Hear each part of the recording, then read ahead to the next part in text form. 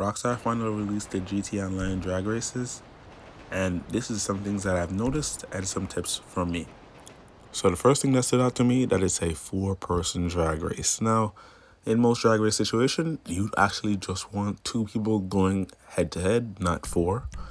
So this gave away the fact that it's most likely going to be a non-straight road. It's going to be curves and turns you got to take. So you have to compensate. You have to choose your vehicle wisely.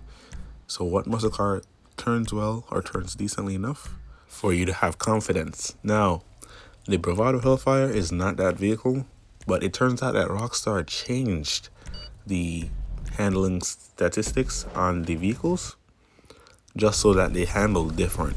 So you could actually make the necessary maneuvers that you need to do. So as you can see here, I'm in my Gauntlet Hellfire. I'm racing a ASP, and there's another Gauntlet Hellfire there. So holding the needle into the G section on the speedometer, if you hold it longer, you get a better one. I got a OK burnout, which is not good for this car, as you can see here. The car actually struggled, but due to the acceleration and me hitting the perfect shifts, I caught up to first place. Now, I don't pass this guy until I get nitrous, which is really helpful in this mode. As you can see here, coming up, I'm going to hit nitrous in a few seconds here. And off-ramp, I just hit it because I want to pass the guy as soon as possible. But this is where I made my second mistake in the race. I used my nitrous too fast.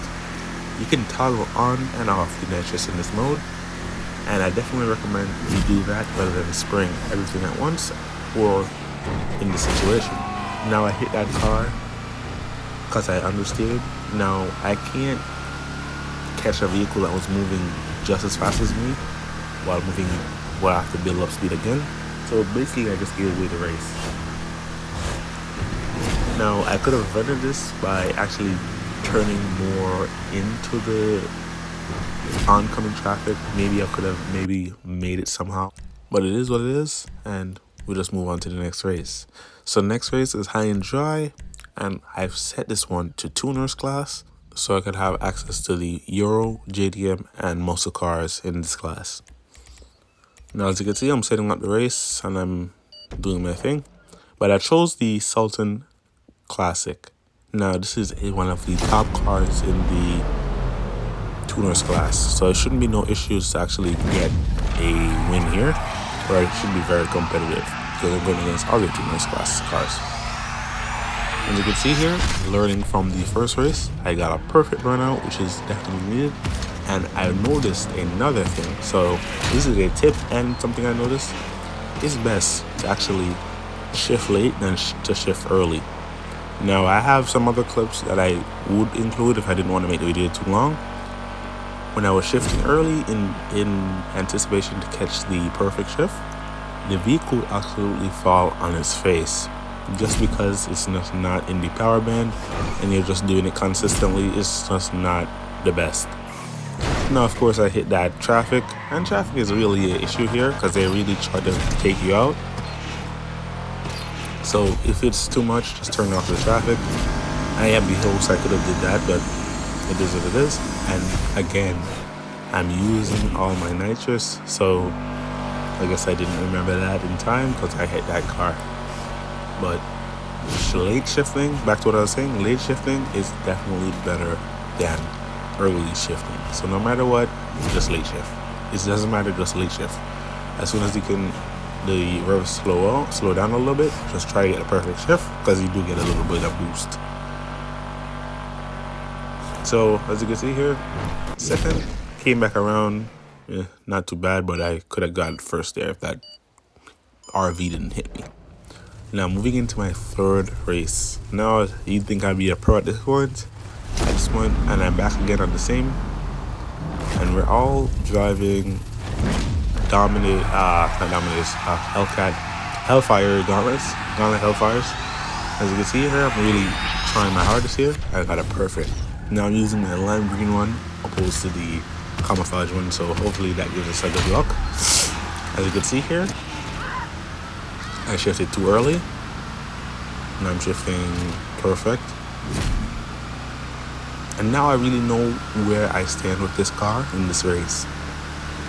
So as you can see, holding the line, and I have no contact on, just in case. Match is available, and I'm gonna hold it a little bit, and then I'm gonna use it. The reason why I did that was because you don't want first place to get too far away. That's a key in this race. If first place gets too far away and they don't mess up, you could actually lose the race. And I don't want you guys to do that. So if you're in first, toggle on and off the nitrous.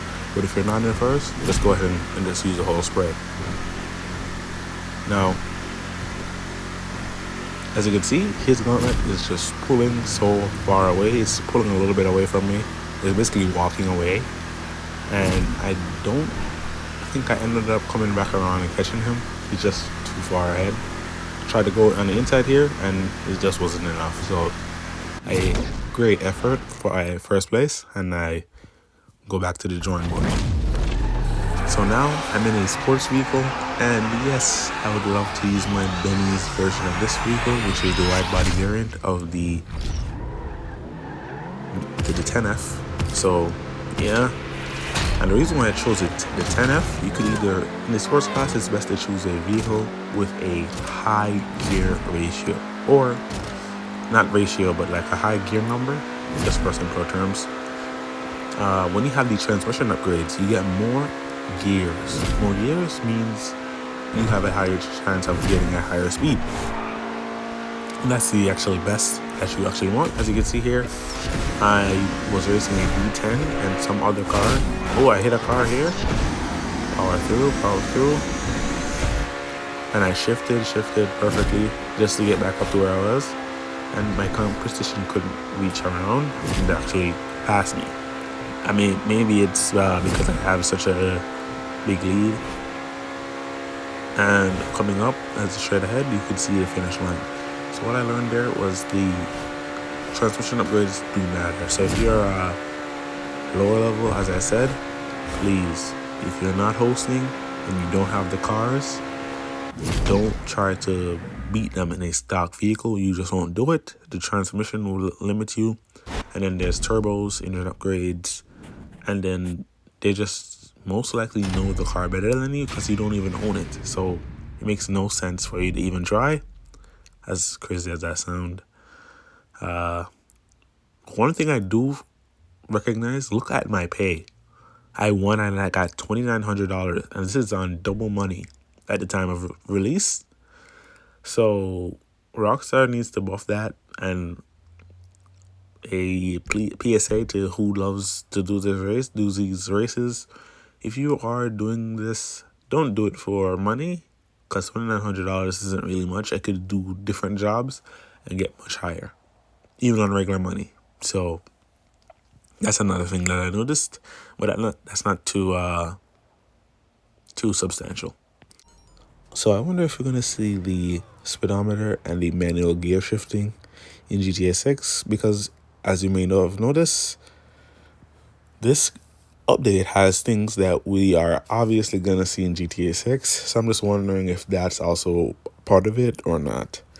So you never know. And Rockstar pretty much looks at this as pretty much their test objects. So maybe someone somewhere in the community they're getting information from how well it's being received or how well it's not being received. So we'll just see what happens with GTA 6. But that's pretty much it for the drag races in GTA 5. I don't see myself doing this very often unless someone truly calls me out from my friend group. Oh, I could beat you, whatever. And we'll just get a quick race in to just handle it or just dispute that. So that's pretty much it for the video, guys. Thank you guys so much for watching. Please like, comment, subscribe. I know it's late, but I truly have had no time to do this video. It's pretty much impossible nowadays. So thank you guys so much for watching.